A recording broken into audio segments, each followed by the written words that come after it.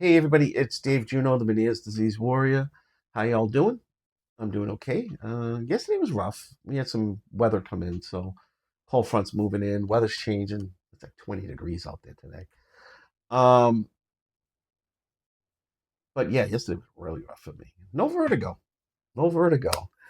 Um, but yeah, but there's a question that I always get, and I don't mind answering. It doesn't bother me, but there's always somebody who asks me, especially if they've seen one of my surgical videos, why didn't you try betahistine beforehand? Or have you ever taken it? And let's answer that question. No, I've never taken it. The three doctors I saw before this one wouldn't prescribe it. Basically, it's not FDA approved, blah, blah, blah, blah, blah. And I was like, okay, whatever. If it's not approved, I don't want it. I don't want to pay this giant thing. I'm not going to push the issue. I'm not going to find a doctor who will prescribe it for me.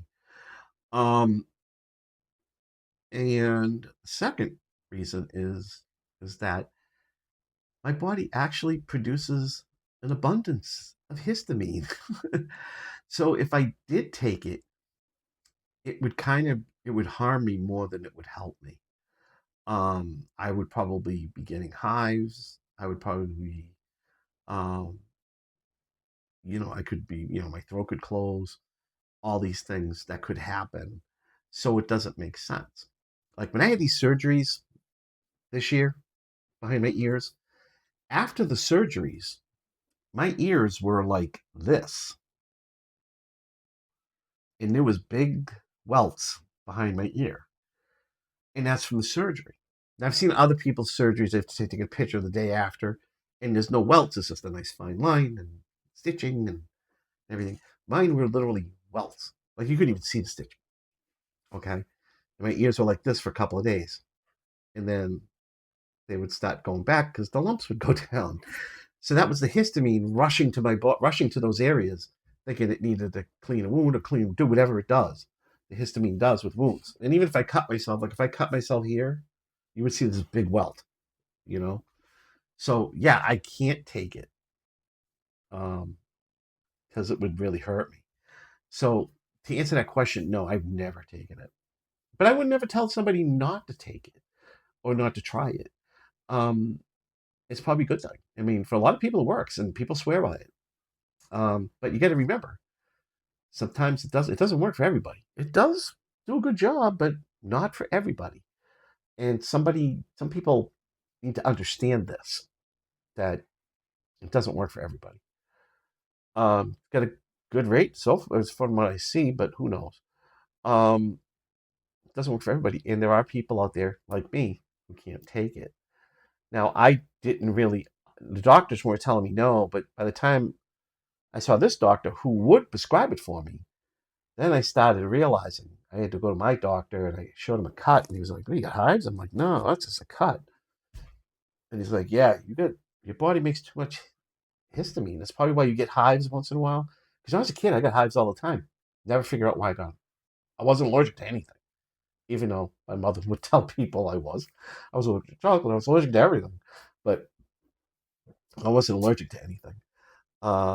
And I've got, back then when they did an allergy test, it was brutal. It wasn't like today. Um, 250 scratch marks on my back, um, which I've got scars. you know, I remember my wife saw me one first time without a shirt on. She looked at my back and she's like, "Who's been whipping you?" It was the scars because my skin scars easy too. And was it 50 shots here, 50 shots here, and like 20 shots here, and then you had to go back like 4 hours later to see what may have blotched up as a hive, and there was nothing. So um, I had not much anything. So they never could figure out why. But even to this day, I don't get them like that. Back then, my whole body would blow up. But I get them, but it's like usually a patch here, a patch there, patch on my back, patch on my arms. Um, and take Benadryl, a couple of Benadryls, and it goes away. But yeah, that would be my problem with betahistine. But that's just me, and I'm sure there's other people too. So yeah, I mean, I appreciate people asking that question, because it's really a good question. Because you don't know me, and if you never followed my journey, you wouldn't know that I had steroid shots, prednisone, um, gentamicin this year, tubes, you know, steroids in this ear. You wouldn't know that before I had the labyrinthectomy on this side, and I had the sac decompression on this side. So you wouldn't know unless you watched my journey. But um, brain fart. But yeah, that's why. And I figured let me make a quick video because I know I get this question like once a week at least, either in comments on Facebook or comments on the video itself. And like I said, they're good questions. I don't get mad about it. I just kind of like, yeah, okay, gotta explain. My body produces too much histamine. I cannot take it. Blah blah blah blah blah. So, but we all have, we're all different, and Meniere's is a perfect way to describe how we are all different. Um, we all have the same thing, Meniere's disease, typically, but what helps us is all different. For me, what helped me was the surgeries. You know, 6 months today, I had the sac decompression surgery. No vertigo. No vertigo. So that's it.